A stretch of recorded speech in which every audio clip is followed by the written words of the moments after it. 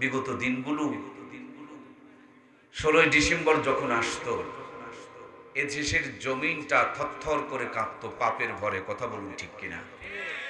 রাত যত গভীর হতো তত নেংটামি এবং নষ্টামি দিয়ে একেবারে দেশটা পাপে হাবুডুবু খেত। যারা জীবন দিয়েছেন, রক্ত দিয়েছেন, এ দেশকে স্বাধীন করেছেন, ওদের ভাষায় মনে হয় যে নর্তকী মেয়েদের ড্যান্স দেখার জন্য ওরা দেশকে স্বাধীন করেছে। স্বাধীন হলো কেন আর করছে কেন? এভাবে যদি নাচানাচি চলে, শহীদদের কবরে আল্লাহর ফেরেশতারা জিজ্ঞেস করবে, এই বেটা শহীদ, তুই কি ওই ন্যাংটা মেয়ের নাচ দেখার জন্য জীবন দিয়ে দেশকে স্বাধীন করছস? বরঞ্চ শহীদের মর্যাদা বৃদ্ধি পায় না, বরঞ্চ শহীদের মর্যাদাকে নিয়ে ছিনিবিনি খেলা হয়, নষ্টামি এবং নোংরামি করা হয়। ঠিক কিনা?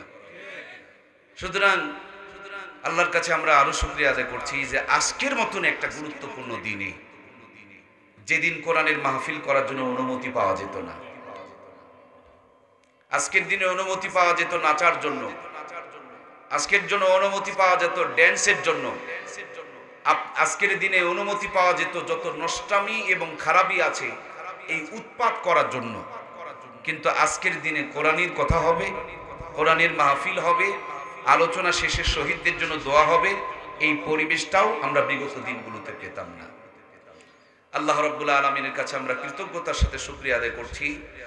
আল্লাহ অন্ধকারকে তলিয়ে দিয়ে আলোকে জাগরত করে আলোকিত এক পরিবেশে শহীদদের রুহের মাগফিরাতের জন্য আমরা এখানে বসতে পেরেছি। আল্লাহ তাআলা এদেশের জন্য, এই জমিনের জন্য, পৃথিবীর শুরু থেকে নিয়ে শেষ পর্যন্ত হক ন্যায়কে প্রতিষ্ঠিত করার জন্য যতজন শাহাদাত বরণ করেছেন সমস্ত শহীদদেরকে আল্লাহ জান্নাতের উঁচু মাকাম দান করুক, আমিন। বিশেষ করে 2024-এর মহান শহীদ মানে স্বাধীনতা, স্বাধীন তো আমরা এর আগেও হয়েছি, স্বাধীন তো এটাই শুধু নয়, 24-এর স্বাধীনতা এটাই শুধু স্বাধীনতা নয়। এরশাদ চাচা যখন স্বৈরাচারী পন্থায় আমাদের গলাকে চেপে ধরেছিল, তখন কি আমরা জীবন দিয়ে রক্ত দিয়ে স্বাধীন হইনি এরশাদ চাচার থেকে? তার আগেও তো স্বাধীন হয়েছিলাম। পাকিস্তানের হানাদারেরা যখন আমাদের সব গ্রাস করে ফেলে দিয়েছিল, তখনও তো জীবন আর রক্ত দিয়ে আমরা স্বাধীন হয়েছিলাম। সেটাই শুধু স্বাধীনতা নয়, এর আগেও আরেকটা স্বাধীনতা আছে আমাদের অল্প টাইমের ভিতরে। ব্রিটিশরা 200 বছর ধরে একেবারে পুরা গোলাম বানায় রাখছিল, সব অধিকার কেড়ে নিয়েছিল। এদেশের জনগণ জীবন এবং রক্ত দিয়ে ব্রিটিশদের কাছ থেকে স্বাধীন হয়েছিল। তাহলে আমরা 80 বছরের ব্যবধানে স্বাধীন হচ্ছি 4 বার। কয়বার ভাইয়েরা? 4 বার। ব্রিটিশ থেকে, পাকিস্তান থেকে, স্বৈরাচার চাচার থেকে, শেষের বেলা খুনি এবং মাফিয়াদের হাত থেকে। আচ্ছা, এত স্বাধীন হতে হয় কেন? একটা স্বাধীনতা দিয়ে কি হয় না? স্বাধীন হচ্ছি, স্বাধীনতাগুলো হারাচ্ছে কেন? স্বাধীনতাগুলো যাচ্ছে কোথায়? যে অন্ধকার থেকে বের হচ্ছি সেই অন্ধকার আবার পড়ছি কেন? আমার জানা মতে একটাই মাত্র মূল কারণ, কোরআন সুন্নাহর আদর্শ নিয়ে জুলুম, অত্যাচার, নির্যাতনের বিরুদ্ধে রুখে দাঁড়ায়া বুকের তাজা রক্ত ঢেলে দিয়ে ইসলামের আদর্শ নিয়ে আমরা যে স্বাধীন হই, স্বাধীন হওয়ার পর গুরুত্বপূর্ণ চেয়ারগুলোতে কোরআন সুন্নাহর আলোতে আলোকিত মানুষগুলোকে বসাইতে না পারার কারণে যেই অন্ধকার থেকে বের হয়ে আসি, এক চোর চলে যায়, বড় চোর এসে ক্ষমতায় বসে যায়। যেই পরিমাণ অন্ধকারে ছিলাম তার চাইতে বড় অন্ধকারে আমাদেরকে ফেলে দেয়। কথা বলুন ঠিক কিনা? শোনেন জাতি, ওপেন চ্যালেঞ্জ করে বলছি, বিশ্বাস না হলে বুকের তাজা রক্ত দিয়ে কোথায় লিখে নেবেন সেখানে লিখে দিচ্ছি। কি অন্ধকার দেখেছেন আপনি? বড় অন্ধকার সামনে অপেক্ষা করছে। এতদিন যে অন্ধকার দেখেছেন তার চেয়ে শতগুণ বড় অন্ধকার সামনে বিরাজ করছে। শহীদদের রক্তের দাগ মুছে নাই এখনো পর্যন্ত, পুঙ্গুদের আহাজারি এখনো বন্ধ হয় নাই, অথচ ওই জুলুমের চেয়ারগুলোকে দখল করে নিয়ে নতুন করে আবারও জুলুমের পায় তারা অনেকেই শুরু করেছে। কথা বলুন ঠিক কিনা? সুতরাং আমরা যদি কোরআন সুন্নাহর আদর্শের আলোকিত মানুষগুলোকে আমাদের গুরুত্বপূর্ণ চেয়ারে সেট আপ না দিতে পারি, যেই জুলুম অত্যাচার নির্যাতন দেখেছেন, এর চাইতে মহা বড় জুলুম অত্যাচার নির্যাতন সামনে অপেক্ষা করছে। কথা বলুন ঠিক কিনা? এর জন্য প্রিয় ভাইয়েরা, স্বাধীন হওয়া বড় কথা নয়, স্বাধীনতা রক্ষা করা বড় কথা। আমি তো বড় টেনশনে আছি যে এই স্বাধীনতা কয়দিন থাকবে, কয়দিন টিকবে। অলরেডি পরতে পরতে ভাইরাস ধরতে শুরু করে দিয়েছে। আবু সাইদরা যেই স্বপ্ন নিয়ে রক্ত দিয়েছেন, সেই স্বপ্নের সাথে অলরেডি বেঈমান হতে শুরু করেছে। বাংলাদেশের উপদেষ্টাদের চেয়ারগুলোতে, কারণ প্রত্যেকটা যেখানে ব্রাশ ফার করা হয়েছে, যারা বুক টান করে দিয়েছে, এরা সবাই লিল্লাহে তাকবীর আল্লাহু আকবার আওয়াজ দিয়ে বুক টান করে দিয়েছে। যারা রক্ত দিল তাদের সাপোর্টার মানুষগুলোকে আজকে গুরুত্বপূর্ণ চেয়ারগুলোতে যদি আমরা সেটআপ দিতে পারতাম, বহুত আগেই দুর্নীতি বন্ধ হয়ে যেত। ঠিক কিনা? চোর চলে গেলেও চোরের সাপোর্ট রয়ে গিয়েছে, চোরের সেটআপ রয়ে গিয়েছে। এক চোর চলে গিয়েছে, কিন্তু সেখান থেকে আমরা শিক্ষা নিতে পারি নাই। নতুন করে আমি আবার চুরি করার জন্য স্বপ্ন দেখতেছি। আরে বাবা, সেই চোর যদি চলে যায়, তাহলে আমি যদি চুরি করি, তো আমারও তো কপালে এর চাইতে বড় বিপদ আছে। ঠিক কিনা? আল্লাহ দেখে শুনে বুঝে আল্লাহ তাআলা আমাদেরকে হেদায়েত দান করুক। সাথে দেশের জন্য বড় থেকে বড় ত্যাগ আর কুরবানি স্বীকার করে দেশকে সোনার বাংলাকে সোনা দিয়ে রূপান্তরিত করার কাজে আল্লাহ আমাদের সবার খেদমতকে কবুল করুক, বলুন আমিন। প্রিয় ভাইয়েরা, আমরা শুকরিয়া আদায় করছিলাম আমাদের রবের, তিনি বাঁচায় রাখছেন, তিনি সুস্থ রেখেছেন। চতুর্দিকে যখন গুনার সয়লাব চলছে, মানুষ জান্নাত থেকে পালাচ্ছে আর জাহান্নামের দিকে দৌড়াচ্ছে। নেকির কাজ ছেড়ে দিয়ে গুনার কাজের প্রতিযোগিতা করছে, কে কেমনে কার চাইতে বেশি পাপ করতে পারে। নরমাল পাবলিক ভদ্র সাজার জন্য বিড়ি টানতেছে, বিড়িখোর প্রমোশন সিগারেট ধরতেছে, সিগারেট খোর আপডেট হবে মশলা বের করে গাঁজা ভরতেছে, গাঁজাখোর থেমে নেই, হিলিতে গিয়া ফেন্সিডিল ধরছে, ফেন্সিডিল খোর বসে নাই, হিরোইনে আসক্ত হয়ে পড়ছে, হিরোইন খোর অফ হয় নাই, নতুন করে বাবা ইয়াবা চালু করে ফেলছে। মা বোনেরা কি পিছিয়ে পড়েছে? না, এই প্রতিযোগিতায় মায়েরাও এগিয়ে চলছে। মোটা কাপড় ছেড়ে দিয়ে পাতলা, এর চাইতে আরো পাতলা, তার চাইতে বেশি পাতলা। এখন যে যত পারে নিজের কাপড়টা চিরে ফেরে কেটে ছেটে নিজের ইজ্জত বের করে দেশের মানুষকে দেখায়, জাহান্নামের জন্য দাওয়াত দিয়ে বেড়ায়, আবার নিজেকে দামি, সম্মানী, সভ্য, ভদ্র, সম্ভ্রান্ত এবং স্মার্ট মনে করে। কথা বলুন ঠিক কিনা? যখন পাপ করাটা সহজ আর পাপ থেকে বাঁচাটাই বড় কঠিন, সেই মুহূর্তে আল্লাহ তাআলা সব গুনাহ থেকে বাঁচায়া জান্নাতের পথ দেখায়া জান্নাতের ভিতরে কবুল করেছেন। এই জন্য আবারও শুকরিয়া, আলহামদুলিল্লাহ। এটা যে জান্নাতের বাগান, আপনাদের কোনো সন্দেহ আছে? নবীজি বলেছেন, যেখানে কোরআন এবং হাদিসের আলোচনা হয়, এটা হলো জান্নাতের বাগান। নবীজির কথা অনুযায়ী এটা হলো জান্নাতের বাগান। এখন তো মানুষ নগদে বিশ্বাসী, যে নবীজি বলেছেন, মাশাআল্লাহ, আমাদের ইয়াকিন আছে জান্নাতের বাগান, কিন্তু নগদ কি কোনো প্রমাণ আছে? আমার কাছে ছোট্ট একটা নগদ প্রমাণ আছে, আমি কি বলতে পারি? মাইন্ড করা হবে না। কিন্তু এটা যে জান্নাতের বাগান, তার জন্য তাকিয়ে দেখুন এলাকাতে যত বড় সুদখোর, ঘুষখোর, জুয়াচোর, বাটপার, চিটার, মদখোর, তাসখোর, গাঁজাখোর, এক কথায় যত বড় বড় হারামখোর, হারামখোরগুলোকে আজকের জান্নাতের বাগানে আপনি বের করতে পারবেন না। এরা কনসার্ট হলে সামনে চেয়ারে থাকতো। মমতাজ আপার নাম শুনলে দড়ি দিয়ে এবং জিঞ্জির দিয়েও তাদেরকে বেঁধে আটকানো যেত না। গানের আওয়াজ কানে গেলে মির্গির ব্যারাম ধরতো, ঢোলের আওয়াজ কানে গেলে লাফাইতে শুরু করতো, কিন্তু তাদের কানে আজকে কোরআনের আওয়াজ যায়, কোনো চেতনা নাই, অনুভূতি নাই, আবেগ নাই, ফিলিংস নাই, গুরুত্ব নাই। বুঝতে হবে তাদের ঈমানটাই ঠিক নাই। কথা বলুন ঠিক কিনা? একটা মাছ পানির বাহিরে বাঁচে না। একজন মুসলমান কোরআন থেকে দূরে থাকতে পারে? মাছ যেটা হবে এটা পানির ভিতরে থাকবে, এটা মাছের পরিচয়।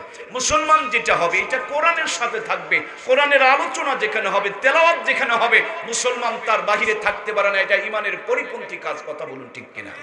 সুতরাং যে যেখানে আছেন বিনীত অনুরোধ করব, ঘরে থাকতে পারবেন না আপনি যদি পরিপূর্ণ মুসলমান হয়ে থাকেন। আপনার জন্ম এবং রক্ত যদি ঠিক হয়ে থাকে, আপনি থাকতেই পারেন না, আপনার রক্তের মধ্যে শিহরণ এবং কম্পন, জাগরণ সৃষ্টি হয়ে যাবে। রাস্তায় কোনো মুসলমানের সন্তান দাঁড়াতে পারবেন না, দোকানপাটের সামনে দাঁড়িয়ে থাকতে পারবেন না, কোনো মুসলমান দাঁড়াতে পারবে না।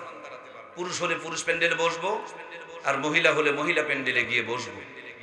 যেহেতু পুরুষ আর মহিলার মাঝখানে একটা গ্রুপ আছে, তাদেরকে সম্ভবত হিজরা বলে। আপনারা কি বলেন? কি হিজরা প্যান্ডেল আছে নাকি? হিজরা প্যান্ডেল যেহেতু নাই, দু একজন হিজরা আসলে রাস্তায় ঘুরে বেড়ালে কি আপনাদের কোনো অবজেকশন আছে? আমার পক্ষ থেকে কোনো অবজেকশন নাই। শুধু দু একজন হিজরা থাকলে ওরা রাস্তায় ঘোরাফেরা করুক, ওদের মনে কষ্ট, পুরুষ প্যান্ডেল বানাইছে, মহিলা প্যান্ডেল বানাইছে, হিজড়া প্যান্ডেল বানায় নাই, মনের দুঃখে তারা ঘুরে বেড়াইতেই পারে।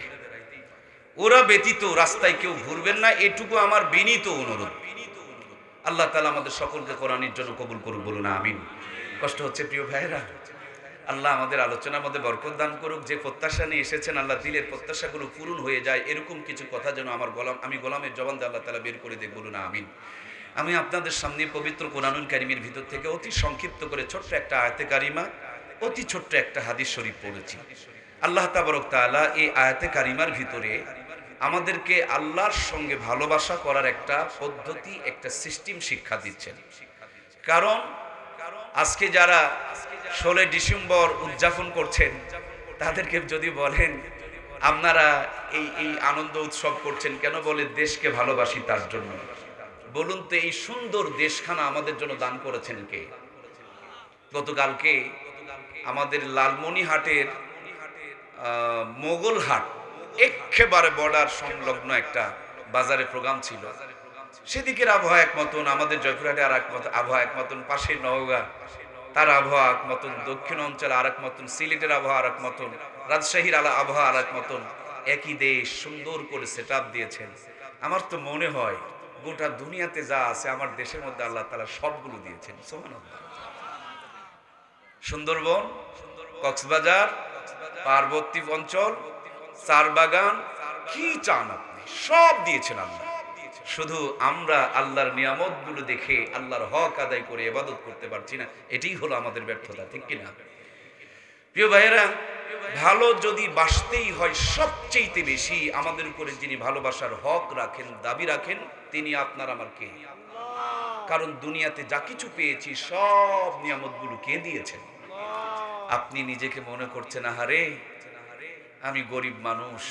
ভাই, ও ভ্যানওয়ালা ভাই, আপনার বডিতে আল্লাহ যতগুলো পার্টস দিয়েছেন এটা কয়েকশো কোটি টাকা দাম। সুবহানাল্লাহ বলবেন না? একজন কোটিপতি, তারা দুইটা চোখ নষ্ট হয়ে গেছে, 10-20 হাজার কোটি টাকা তার আছে। টাকা এখন কি করবে? ও যদি 20 হাজার কোটি টাকা দিয়ে দুইটা চোখ পায়, সে কিনে ফেলে নিবে। কিন্তু চোখ পেলেও দেখবেন যখন বয়স হয়ে যায় তখন আর চোখে কাজ করে না। আল্লাহ এতগুলো আমাদেরকে নিয়ামত দিয়েছেন, এখনো দুনিয়ায় আসি নাই, দুনিয়ার মুখ দেখি নাই, দুনিয়ায় কেউ আমাদেরকে চেনে না। কিন্তু রব সামান্য একটা পানির ফোঁটার মধ্যে আপনার আমার জন্য মেজারমেন্ট করেছেন, প্ল্যান করেছেন, পরিকল্পনা করেছেন। সুবহানাল্লাহ। বাবার উরুস থেকে মা রহিমের মধ্যে ট্রান্সফার হয়ে গিয়েছি। বাবা মার কোনো প্ল্যান পরিকল্পনা নাই, কোন ফোঁটার মধ্যে আপনি আমি আছি পৃথিবীর কেউ জানে না। ওই বাবার উরুস থেকে মার রহিমের ট্রান্সফার হয়ে যা পানির ফোঁটার মধ্যে সামান্যতম পানির ফোঁটা নিয়া এটাকে মার রহিমের মধ্যে দিয়া আল্লাহ তাবারক তাআলা সেখানে সর্বপ্রথম আপনার আমার জন্য প্ল্যান আর পরিকল্পনা শুরু করে দিলেন। পানির ফোঁটাকে রক্তপিণ্ড বানালেন, রক্তপিণ্ডকে গোস্তপিণ্ড বানালেন। এর মধ্যে আল্লাহ তাআলা স্ট্রাকচার শুরু করে দিলেন। এখন একটু আপনার আমার খাবারের দরকার। দুনিয়ার কোনো মানুষ আপনার আমার জন্য ফিকির করে নাই, কিন্তু মহা পরিকল্পনাকারী তিনি আপনাকে আমাকে বলে নাই। মার নারীর সাথে সংযোগ করে দিয়া মায়ের পেটের মধ্যে 10 মাস 10 দিন ধরে লালন পালন করেছেন, তিনি কে? ঢুকেছিলাম সামান্য একটা মার প্রসবের রাস্তা দিয়া, এখন আমার বের হওয়ার টাইম হচ্ছে, মারও ফিকির নাই, বাবারও খবর নাই, রব বলে নাই সুম্মা সাবিলা ইয়াসরা, মায়ের প্রসবের রাস্তাটাকে প্রশস্ত করে দুনিয়াতে আসার ব্যবস্থা করেছেন, তিনি কে? পৃথিবীতে আসার পর এই দুনিয়ার মানুষগুলো যখন আমার খাবারের সিঙ্গেল লাইনটাকে কেটে দিলেন, ডিসকানেক্ট করে দিলেন, বিচ্ছিন্ন করে দিলেন, সিঙ্গেল লাইনটা কাটার আগে মায়ের বুকের মধ্যে ডবল লাইন চালু করে রেখেছেন, তিনি কে? মার কোলে ছিলাম না, বুকে দুধও ছিল না, একদিন থাকবো না, তখনও দুধ পাওয়া যাবে না, কিন্তু যখন আমি মার কোলে, মার বুকে দুধের ফোয়ারা এবং জোয়ার দান করেছেন, তিনি কে? প্রিয় ভাইয়েরা আমার, ঠান্ডা গরমের আপ ডাউন হচ্ছে। গরম খেলে জিহ্বা পুড়ে যাবে, ঠান্ডা খেলে নিউমোনিয়া ধরে যাবে। মার বুকে এমন একটা মেজারমেন্টের টেম্পারেচার দিয়ে দিলেন, না গরম না ঠান্ডা, vitamin, calcium, mineral, iron, zinc, যা যা একটা মানুষের বেড়ে ওঠার জন্য দরকার, যেই পরিমাণ দরকার সবগুলো দিয়ে মিক্সার বানায়া দিলেন। একবারে যদি বেশি করে আসে বাচ্চায় ঢোক গিলতে পারবে না, মারা যাবে। আবার কম করে যদি বের হয় বাচ্চাই বলতে পারবে না, না খেয়ে তাও মারা যাবে। অসংখ্য ছিদ্র দিয়া 2 থেকে 2.5 বছর মার কোলের মধ্যে আল্লাহ তাআলা তিলে তিলে আপনাকে আমাকে গড়ে তুলেছেন। এখন আর দুধ খেয়ে চাহিদা পূরণ হবে না, শক্ত কিছু খাবারের দরকার। দরখাস্ত করা লাগে নাই, ফাইল নিয়ে কারো দরবারে ঘোরা লাগে নাই। আমি একটা কারেন্টের মিটার নিব, আজকে প্রায় 15 থেকে 20 দিন ঘুরতেছি, কারেন্টের মিটারটার অনুমোদন হয় না। অথচ আপনার আমার দাঁতের দরকার, এই দাঁতটুকু নেওয়ার জন্য আল্লাহর কাছে কি কোনো দরখাস্ত করতে হয়েছে? প্রয়োজন আল্লাহ তাআলা দিয়ে দিয়েছেন। এই দাঁত দিয়ে শক্ত হাত চাবানো যাবে না, নরম দাঁতগুলোকে উঠে এনে শক্ত দাঁতের ব্যবস্থা করে দিয়েছেন। সুবহানাল্লাহ। জিহ্বাটুকু বের করে দেখুন, ছোট্ট ছোট্ট দানা দানা কি কি যেন দেখা যায়। আজকের আধুনিক স্বাস্থ্য বিজ্ঞান বলছে এগুলো হলো এক একটা সফটওয়্যার, এক একটার কাজ এক এক মতো। এই পৃথিবীতে যত আইটেমের খাবার আছে প্রত্যেকটার স্বাদ নেওয়ার জন্য জিহ্বাতে ততগুলো স্তর এবং সফটওয়্যার আল্লাহ তাআলা ঢুকাই দিয়ে রাখছেন। সুবহানাল্লাহ। তরকারির মধ্যে 12টা আইটেম মিক্সার করে তরকারি রান্না করেছেন। মুখে দেওয়া মাত্র লবণ কম হইছে না বেশি হইছে, জাল বেশি হইছে না কম হইছে, তেল দেওয়া পড়ছে না ছাড়া পড়ছে, এটা আবার সরিষার তেল না আপনার সোয়াবিনের তেল, সবগুলো মুখে দিলে এমন এক স্তর, এমন এক সফটওয়্যার দিয়েছেন, মুখে দেওয়া মাত্র মুহূর্তের মধ্যে সব রেজাল্ট গুলো হাজির হয়ে যায়। সুবহানাল্লাহ। প্রাণপ্রিয় ভাইয়েরা আমার, আল্লাহ তাআলা মুখটা দিলেন সামনে, নাক যদি হয়তো পিছনে, কোনো খাবার খাওয়ার আগে নাকের মধ্যে শুকায় নিতে হতো। নাকের মধ্যে শুকায় নেওয়ার পর রিপোর্ট আসতে যদি 2 মিনিট দেরি হতো, 2 মিনিট কিন্তু খাবার নিয়ে অপেক্ষা করা লাগতো। এমন জায়গায় নাকের সেটআপ দিয়ে দিলেন, মুখে কোনো খাবার দেওয়ার আগে নাকের মধ্যে সুন্দর করে গন্ধ চলে যায়, সেকেন্ডের ভিতরে রিপোর্ট মেমোরিতে হাজির হয়ে যায়, মেমোরি থেকে আবার হাতের মধ্যে ট্রান্সফার করে দেয়। খাবার যদি ভালো হয় হাত মুখের দিকে তোলে, আর খাবার যদি নষ্ট হয়ে যায় হাত আবার এই খাবারটা দেয় ডাস্টবিনের মধ্যে ফেলে। এত সুন্দর কুদরতি মেকানিজম দিয়ে যিনি আপনাকে আমাকে সৃষ্টি করেছেন, দিনরাত 24 ঘন্টার ভিতরে তার কুদরতি কদমে 5টা বার সেজদা দেওয়ার দরকার আছে না? না। নাকটারে আল্লাহ তাআলা লম্বা করে দিলেন, চোখ দুটো যদি নাকের মতন লম্বা হতো, কোনো কিছু ধাক্কা লেগে চোখের পানিগুলো বের হয়ে গেলে আপনি আমি কানা হয়ে যেতাম, অন্ধ হয়ে যেতাম, এই পৃথিবীর কোনো নিয়ামতই দেখতে পারতাম না।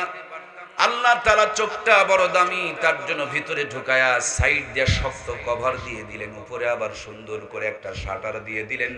মোটরসাইকেলে চলছেন, গাছের একটা ডাল ভেঙে পড়ছে, চোখ দেখা মাত্র মেমোরিকে খবর দিয়েছে, মেমোরি মুহূর্তের মধ্যে চোখের পর্দা বন্ধ করেছে। পাকে খবর দিয়েছে, পা ব্রেক চেপে ধরেছে, হাতকে খবর দিয়েছে, হাত ও ব্রেক চেপে ধরেছে, শরীরকে মেসেজ দিয়েছে, শরীর শক্ত হয়ে গিয়েছে, আবার মুহূর্তের মধ্যে সিগন্যাল দিয়ে দিয়েছে, আল্লাহর বান্দারে গাড়ি তো 80 স্পিডে চলতেছে, জলদি করে শাটার খোলো, নইলে সামনের গাছে ধাক্কা লেগে তছনছ হয়ে যেতে পারো। এত সুন্দর করে যিনি চোখের সেটআপ দিয়েছেন, ওই সেটআপ গাড়ির চোখ দুটো নিয়ে তার কালামটা একটু দেখে দেখে তেলাওয়াতের দরকার আছে না? না। অল্প কিছুদিন আগে আমরা পাবনা গিয়েছিলাম, কত সুন্দর সুন্দর মানুষ, সব ঠিক আছে, মাথার কোন একটা তার, মাথার কোনো একটা সংযোগ, মাথার কোনো একটা লাইন ডিসকানেক্ট হয়ে গিয়েছে, বিচ্ছিন্ন হয়ে গিয়েছে, অথবা সেখানে রক্ত জমে গিয়েছে, সংযোগটা নষ্ট হয়ে গিয়েছে। লোকটি আর আপন পর বোঝে না, ভালো মন্দ চেনে না, কোনটা খাদ্য কোনটা কুখাদ্য সেটাও বোঝে না। পলিথিন কুড়ায়, ভিজা কাপড় পরে থাকে, নিজের পায়খানা নিজের শরীরে মেখে রাস্তার কিনারে দাঁড়িয়ে থাকে। সব দেওয়ার পর আল্লাহ তাআলা ওই সংযোগটা যদি আপনার আমার নষ্ট করে দিতেন, ডিসকানেক্ট করে দিতেন, এই জয়পুরহাটের কোনো ডাস্টবিনের কোনায় দাঁড়িয়ে আপনিও আমি পলিথিনের ব্যাগ কুড়ায়া কুড়ায়া বোঝা ভর্তি করে পাগলের মতন দাঁড়িয়ে থাকতাম। যে রব এখনো পর্যন্ত সুস্থ মেমোরির অধিকারী করেছেন, সেই মালিকের মাথাটা কেমনে মালিকের কুদরতি কদমে না লাগায়া পারি, এটা চূড়ান্ত একটা নাফরমানি। কথা বলুন ঠিক কিনা? আপনাকে বলতে হবে কেন? কারেন্ট ব্যবহার করছেন, বিল দিচ্ছেন, পানি ব্যবহার করছেন, বিল দিচ্ছেন, যার বডি যিনি এত নিয়ামত দিয়ে লালন পালন করছেন, কেন তার কুদরত কদমে আপনি সেজদা দিবেন না? একজন মানুষের মস্তিষ্ক যদি সুস্থ থাকে, অটোমেটিকলি তার কপালটা মালিকের কুদরতি কদমে নুয়ে যাবে। আমার প্রিয় ভাইয়েরা, নামাজিরা সুস্থ থাকে বেশি। পৃথিবীতে নামাজির চাইতে শান্তিপ্রিয় মানুষ আর কাউকে পাবেন না। কারণ দিন শেষে বাসায় যখন ঢুকবেন, বিবির চেহারাটা দেখলে মনটা ভালো হয়ে যায়, সন্তানকে কোলে নিলে হৃদয়টা শীতল হয়ে যায়।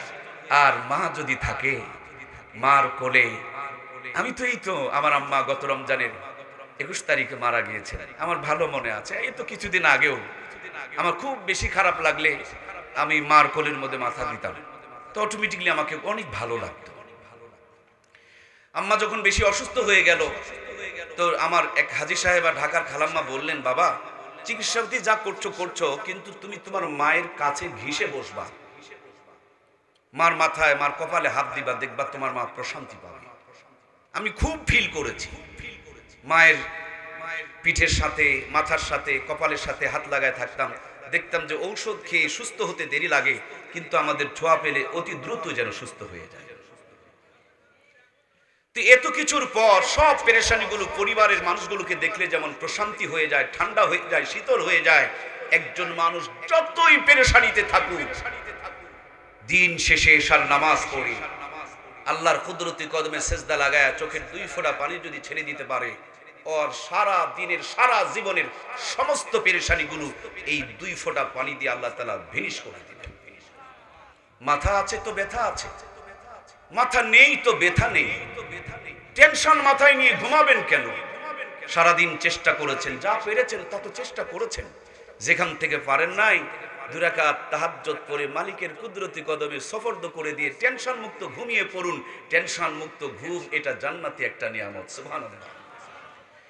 এজন্য প্রিয় ভাইয়েরা আমার, আল্লাহ তাআলা কত যে নিয়ামত দান করেছেন তার বলে বর্ণনা করে আমরা শেষ করতে পারবো না। আকাশটাকে বিনা খুঁটিতে ঝুলন্ত অবস্থায় রেখেছেন, জমিনকে বিছানা স্বরূপ বিছিয়ে দিয়েছেন। একই জমিনে আম গাছ, আম গাছের সাথে জড়ানো কাঁঠাল গাছ, এক জমিন এক আলো বাতাস, কিন্তু দুইটার মধ্যে আকাশ জমিনের ব্যবধান 7। কাঁঠাল গাছের সাথে লাগানো লিচু গাছ কার ইশারায় থোকা থোকা ঝোকা ঝোকা ধরে আছে। লিচু গাছের সাথেই লাগানো নারিকেল গাছ কার ইঙ্গিত পেয়ে আপনার আমার জন্য ওই নারিকেলের ভিতরে রুটি আর পানি নেওয়া অপেক্ষায় রয়েছে। নারিকেল গাছের কন্যারে খেজুর গাছটা কার ইঙ্গিত পেয়ে গলা কেটে আপনাকে আমাকে শীতের দিনে রস পান করাইতেছে। ওই খেজুরের গাছের একটা ফোঁটা করে রস যেই জমিনে পড়ে, সেখানে একটা মরিচের গাছ হয়েছে। রস পরে মিষ্টি, কিন্তু মরিচ মুখের মধ্যে দিলে যেন আগুন ধরে যায়। মরিচ গাছের কন্যারে আর একটা তিতল গাছ, মুখে দিলে পুরা মুখটা টক হয়ে যায়। তিতল গাছের সাথেই নিম গাছ, মুখে মুখ দেওয়ার মাত্র একবারে মুখটা তিক্ত হয়ে যায়। নিম গাছের মাঝখানে আরো একটা আখের গাছ, কুশারের গাছ হয়ে আছে, চতুর্দিকে তিক্ত, কিন্তু মাঝখানে একই জমিন থেকে রস নিয়ে গিরায় গিরায় প্রত্যেকটা জায়গায় তিনি আপনার আমার জন্য শরবত নিয়ে অপেক্ষায় রয়েছেন। তার মানে এত সুন্দর করে এই দুনিয়ার নিজামগুলো যিনি সেট আপ দিয়েছেন, একজন মানুষের মেমোরি যদি সুস্থ থাকে অটোমেটিকলি আমার রবের প্রেমে পড়ে যাবে, ঠিক কিনা? কোন দিকে দেখবেন? বান্দার জন্য যেটা সবচেয়ে বেশি দরকার সেটাকে আল্লাহ তাআলা ফ্রি করে দিয়েছেন। সুবহানাল্লাহ বলেন। নরমালি 1 ঘন্টা অক্সিজেনের দাম নরমালটা 100 টাকা। 24 ঘন্টায় প্রত্যেক দিন 2400 টাকার অক্সিজেন আমরা নরমালটা ব্যবহার করি। অক্সিজেনটা ছাড়া আমরা বাঁচবো না, অক্সিজেন ফ্রি করে দিয়েছেন। সেবার ওমানে গিয়ে 1/2 লিটার পানি কিনলাম বিমানের ভিতরে, 6 রিয়াল নিলেন। তার মানে 1 লিটার পানির দাম 12 রিয়াল। বিমানের ভিতরের কথা বলছি। পানি ছাড়া আমাদের জীবন বাঁচবে না, আল্লাহ তাআলা পানিকেও ফ্রি করে দিয়েছেন। যেটা বান্দার জন্য বেশি দরকার আল্লাহ তাআলা সেটাই ফ্রি করে দিয়েছেন। আমার প্রাণপ্রিয় ভাইয়েরা, একজন মানুষের কলিজাটা অটোমেটিকলি আল্লাহর প্রেমে পড়ে যাবে। মানুষ তখন তার রবকে ভালোবাসতে চাইবে। কেমনে ভালোবাসবে?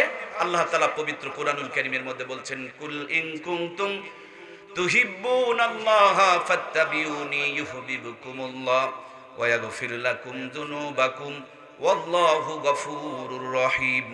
আল্লাহ তাবারক তাআলা বলেন, বন্ধু, দুনিয়ার মানুষগুলো যখন আমি আল্লাহকে ভালোবাসতে চাইবে, আপনি তাদেরকে বলে দিবেন ফাত্তাবিউনি, তারা যেন আপনার ইত্তেবা করে। ইউহিব্বুকুমুল্লাহ, তাহলেই আমি আল্লাহ ভালোবাসা দিয়া তাদের জিন্দেগির গুনাহগুলো মাফ করে দেব। সুবহানাল্লাহ। এই যে মাথার উপরে একটা বাল, এইটাকে জ্বালানোর জন্য নিচে একটা সুইচ থাকে, সুইচে চাপ দিবেন, আলোটা জ্বলবে অথবা অফ হয়ে যাবে।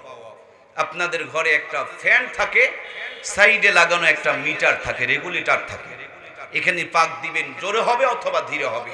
রব আমার আরশে আজিমে জমিনে সুইচ দিলেন মুহাম্মদুর রাসূলুল্লাহ সাল্লাল্লাহু আলাইহি ওয়াসাল্লাম। নবীজিকে মহব্বত করলেই আল্লাহ ভালোবাসা দিয়া জিন্দেগির গুনাহ মাফ করে দিবেন। এখন নবীজিকে কেমনে ভালোবাসবো? আল্লাহর হাবিব আজ থেকে ১৫০০ বছর পূর্বে মদিনার রওজায় ঘুমানোর পূর্বে আপনার আমার জন্য বলে গিয়েছেন, মান আহাব্বা সুন্নতি ফাকাদ আহাব্বানি ওয়া মান আহাব্বানি কানা মাই ফিল জান্নাহ।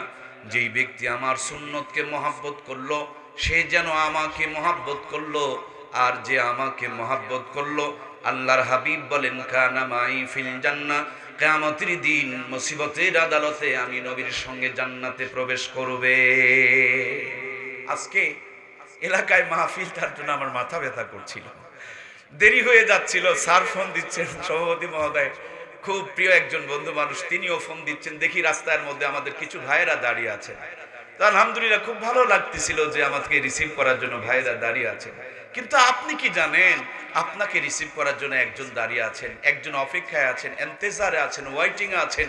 আপনি আমার জন্য একদিন 1 ঘন্টা দাঁড়াইছেন, কিন্তু আপনার আমার জন্য যিনি দাঁড়িয়ে আছেন 1 দিন 2 দিন 1 মাস 2 মাস 100 বছর 200 বছর 500 বছর 1000 বছর নয়, 1500 বছর ধরে মদিনা রওজায় অপেক্ষায় রয়েছে।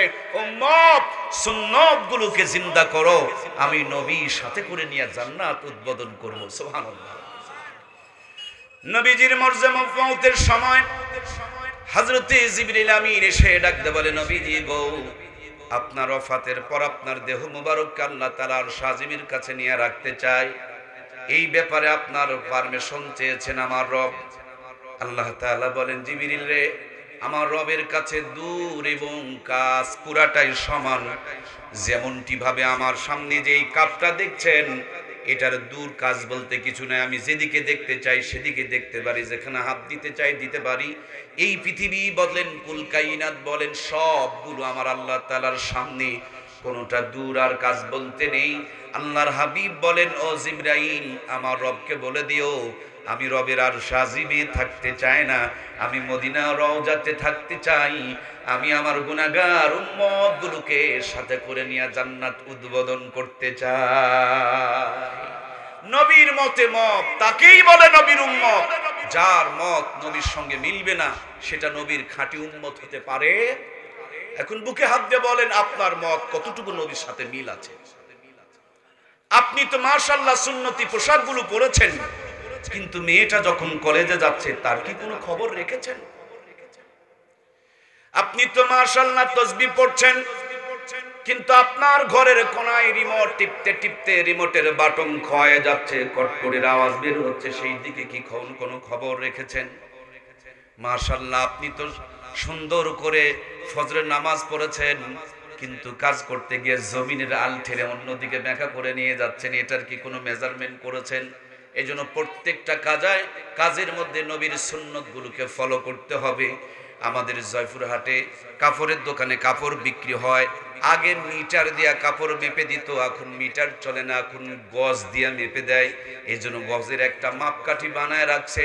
কোন দোকানদার যদি গজের চাইতে বেশি করে দোকানদার যদি কাউকে বেশি বেশি করে দিয়ে দেয়, সত্যি করে বলুন তো দেখি, বেশি করে দিলে কি তার দোকানদারি চলবে? দোকানের মধ্যে লাল বাতি জ্বলবে। আবার কোন দোকানদার যদি মাপকাঠির চাইতে কম করে আপনাকে আমাকে দেয়, এই চোরের কাছে কি আর কোনোদিন কেউ অন্য দিন জিনিস নিতে যাবে?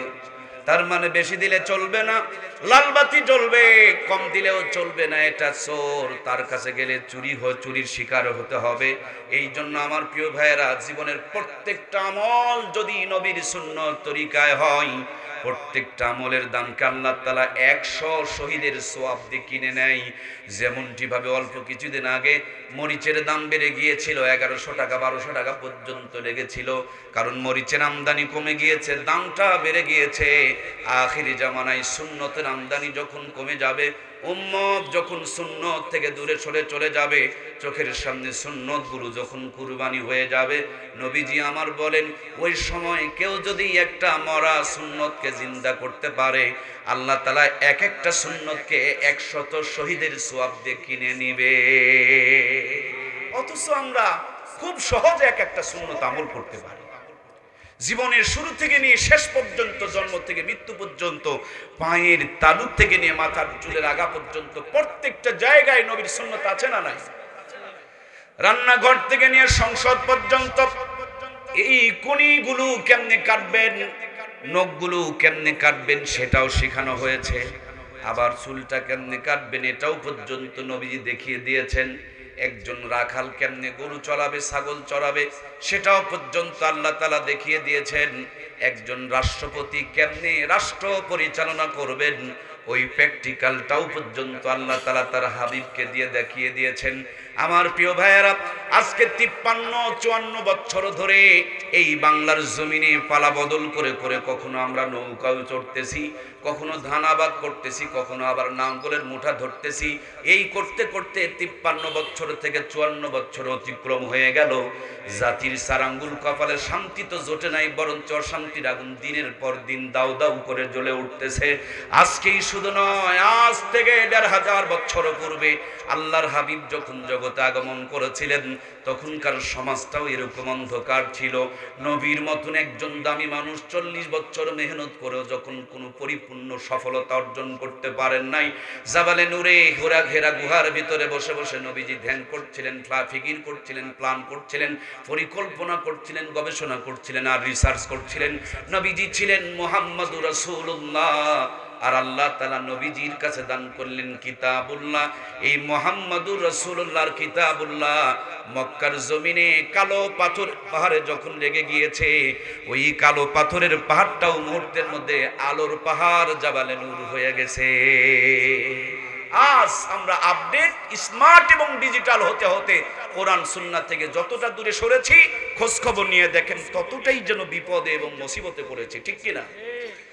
এই তো মাত্র 30 বছর আগে যেদিন এই তেঘর চার মাথায় কারেন্টের আলো জ্বলতো না, যেদিন এই তেঘর চার মাথায় পাকা রাস্তা ছিল না, যেদিন এই তেঘরের মধ্যে ঘরে ঘরে শিক্ষিত মানুষ ছিল না, যেদিন এই 30 বছর আগেই তেঘরের প্রত্যেকটা বাড়ি বিল্ডিং বাড়ি ছিল না, কিন্তু সেই দিন কোরআনের তেলাওয়াত ছিল। সেই দিনকার মা বোনগুলোর মাথায় কাপড় ছিল, শরীর ঢাকা বুক ঢাকা পোশাক ছিল। সেদিনকে সেই দিনের মুরব্বীদের ফজরের নামাজ দিয়ে দিনের শুরুটা ছিল। জীবনের প্রত্যেকটা পদক্ষেপের মধ্যে বিসমিল্লাহ ছিল। হাতে আর পকেটে যেই টাকাগুলো ছিল সেগুলো 100% হালাল টাকা ছিল। এজন্য এক ঘরে ভাঙা ঘরে, বেড়া ঘরে, কুড়া ঘরে মাসকালার ডালের তেলানি হয়েছে। এক বাড়ির তেলানি গোটা গ্রামকে মোহিত করে ছেড়ে দিয়েছে। একদিন আতপ চালের বিরিয়ানি খেলে 2 দিন পর্যন্ত হাত থেকে সুগন্ধ বের হয়েছে। মূর্খ নানুয়ার দাদুরা রেল লাইনের 500 থেকে 5 টাকা 6 টাকা ইলিশের মাছ কিনে নিয়ে হেঁটে হেঁটে বাড়িতে এসেছেন। পুকুরের ঘোলা পানি দিয়ে অর্ধ পচা ইলিশের মাছকে নানিয়ার দাদিরা ধৌত করে খেরের চুলায় রান্না শুরু করেছেন। লবণ থাকলে তেল নাই, তেল থাকলে আবার ঝাল দেওয়ার কথা মনে নাই, কিন্তু তাদের জীবনে কিছু না থাকলেও হারাম ছিল না, অন্যায় ছিল না, দুর্নীতি ছিল না, চিটারি ছিল না, সুদ ছিল না, ঘুষ ছিল না, গ্রামীণ ব্যাংক ছিল না, ঠেঙ্গা মারা ছিল না, আশা সবুজ সঙ্গ ছিল না, কিরণমালার কটপুরের আওয়াজ তাদের ঘরের মধ্যে ছিল না।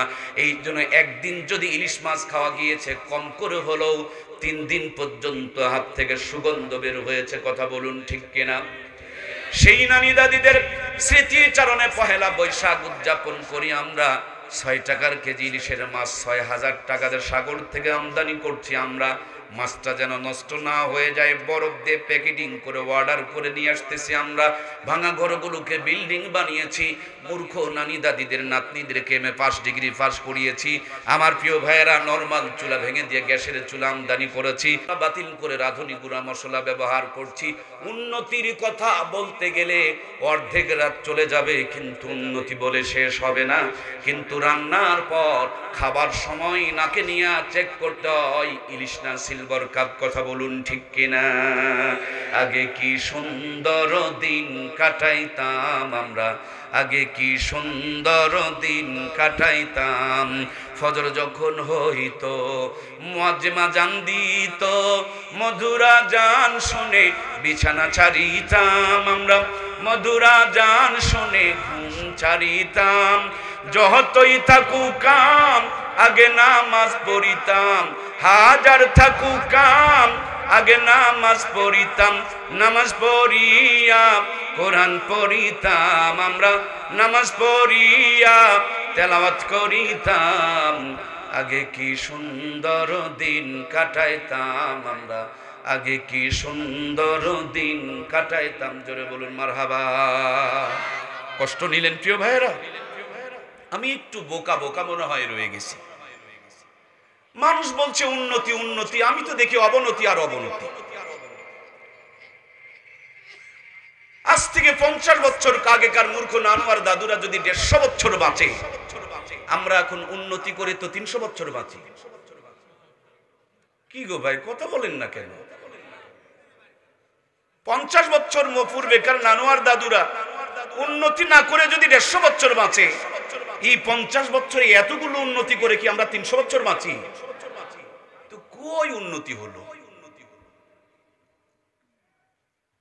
আগে এক বাড়িতে রান্নার তেলানি হলে গোটা গ্রাম ছড়িয়ে পড়তো, এখন স্মার্ট ডিজিটাল আমার বোনেরা রান্না করলে এক বাড়িতে রান্না হলে ইউনিয়ন ছড়িয়ে পড়ে, নাকে নিয়ে চেক করা লাগে।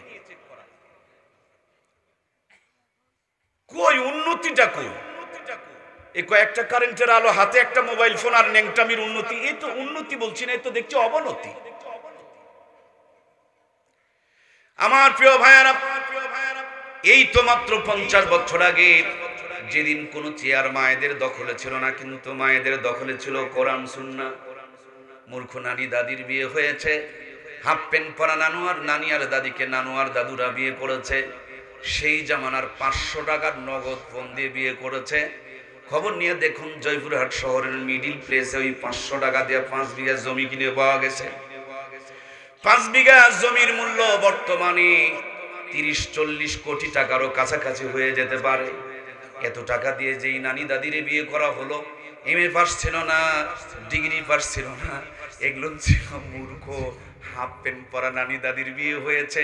সেই নানি দাদির পেটেই 12টা 18টা 15টা সন্তান জন্মগ্রহণ করেছে। একজন নানি দাদিকেও কষাইখানা নিয়ে পেট ছিঁড়ে বাচ্চা বের করার দরকার পড়ে। যারা যারা কথা বলছেন না, আপনারা কি আমার সাথে দ্বিমত নাকি? একটু আমাকে হ্যাঁ না বলে একটু সাপোর্ট দিয়ে ভাই, ভুলটা কোন জায়গায় আমরা একটু ধরতে চাই। এখন সব চেয়ার দেখলাম খালাম্মা, ফুবি আম্মা, চাচি আমরা দখল করে নিয়েছিল। আমাদের কপালে কোনো ভালো চেয়ার ছিল? প্রধানমন্ত্রী ওনারা, বিরোধী দলের তিনারা, একটাই বুড়া চাচা ছিল, ওই এরশাদ চাচা, যেমনি মইছে চাচি খপ করে ধরছে। 3খান চেয়ারই খালাম্মা, ফুবি আম্মা এবং চাচি আম্মারা দখল করে নিয়েছে, ঠিক কিনা? আমরা লেডিস মার্কা মুসলমান। মন খারাপ করলেন নাকি? আমরাই তো, বাইরে তো আর কেউ নেই। যদি কোনো মহিলার স্বামী মারা যায়, এটাকে বিধবা বলে। কথা কি বোঝা যাচ্ছে? এদের নাকি সমাজে কোনো দাম। কিন্তু আমাদের 3টা চেয়ারের দিকে তাকান তো, কি গো? তাহলে আমরা কি তার চেয়ে বড় বিধবা নয়? আস্তাগফিরুল্লাহ। নবী আমার বলেন, যে যাত্রীর নেতৃত্ব দিবে মহিলা, এটা লানত প্রাপ্ত যাত্রী। আল্লাহ যেন আমাদেরকে লানত থেকে মুক্তি দেয়, বলুন আমিন। আমার ভাইয়েরা, মনে কষ্ট নেওয়া যাবে না। দেখবেন যেই বাড়িতে মেয়েদের আওয়াজ স্বামীর উপরে হয়, ওই বাড়িতে সব থাকলেও কোনোদিন শান্তি থাকে না। যারা যারা বইয়ের ভাড়া তারা বাদ দিয়ে বাকিরা বলেন ঠিক না বেঠিক? ভাতারের আওয়াজের চাইতে বইয়ের আওয়াজ উঁচু হওয়া যাবে না। এটা জয়পুরহাটের বাংলা ভাষা বললাম। কিন্তু আজকালকার মেয়েরা এটাই পছন্দ করে যে স্বামীকে কেমনে তলে রাখতে পারে। এই একবারও বোঝে নাই যে বউ যদি গোলাম হয় তো গোলামের বউ তো বাদী হয়। হাজবেন্ডকে রাজা বানাও, রানী হিসাবে থাকা যাবে। আজ আমার মা বোনগুলোর কি একটা অবস্থা, বিয়ের আগ পর্যন্ত মেয়েগুলো এক মতন, বিয়ের পর আর এক মতন, বুড়া হলে আর এক মতন। বিয়ের আগ পর্যন্ত মাশাআল্লাহ ভালোই থাকে, যেমনি বিয়ে হয় স্বামীকে নিয়ে কেমনে একা থাকা যায় এই প্রতিযোগিতায় যদি আলামিন হুজুরের কাছেও তাবিজ নেওয়া লাগে সেখানেও যেতে তাদের কোনো দ্বিধা। স্বামীকে কবজায় চায়, একা থাকবে, ভিন্ন থাকবে। কিন্তু যেমনি বুড়া হয়ে যাবে তখন কি মায়েরা ভিন্ন থাকতে চায়? যুদ্ধ দুই রকম, যুবক বয়সে একরকম, বুড়া বয়সে আর এক রকম। স্বামীর বাবার বাড়ি থেকে যদি মেহমান আসে দেখবেন মায়েদের মুখগুলো ফুলে গাওরা হয়ে যায়। কি গো জয়পুরহাটের ভাইরা গাওরা চিনেন না? এই যেটা মুরগি ধরে খায় গো, বিড়ালের চাইতে একটু বড়, মুখটা অনেক বড়, গাবরা। জি গাবরা। স্বামীর বাবার বাড়ি থেকে লোকজন আসছে আর সুযোগ পায় না, এইটা সেটা কত কি প্লেট প্লেট ধ্যাপ ধ্যাপ করে থয়। তার মানে মেহমানকে সিগন্যাল দেয় ঘন ঘন আসা যাবে না। মেহমান চলে গিয়েছে, বৈকাল বেলা বাবার বাড়ির থেকে আবার 10 জন মেহমান আসছে। আগে আসছিল স্বামীর বাড়ির থেকে, মুখটা ফুলে গিয়েছিল, এখন বাবার বাড়ির থেকে 10 জন মেহমান আসে। সত্যি করে বলেন, মুখ কি ফুলে থাকে না ঈদের আনন্দ শুরু হয়?